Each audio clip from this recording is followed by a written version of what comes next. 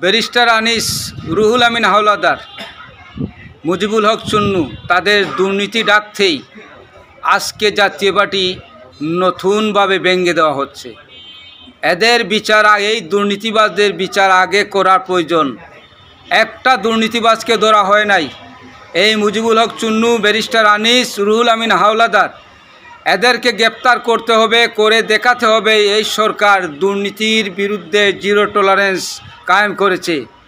পরিষ্কার ভাষায় বলতে চাই, এই সরকার একটি দুর্নীতিবাজকে ধরে নাই। এই সরকার শুধুমাত্র জাতীয় পার্টির উপরে জাতীয় পার্টির উপরে বন্দুক রেখে আবার ক্ষমতায় যেতে চায়। এই শেখ হাসিনার মতো এই ফ্যাসিস্ট সরকার হয়ে গেছে। যে দুর্নীতি করেছে তাকে ধরা হয় নাই।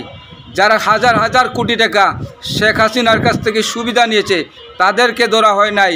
শুধু জিএম কাদেরের রাজনৈতিক কর্মকাণ্ডের উপরে নিষেধাজ্ঞা দেওয়া হয়েছে। এটা বাংলার জনগণ মেনে নেবে না।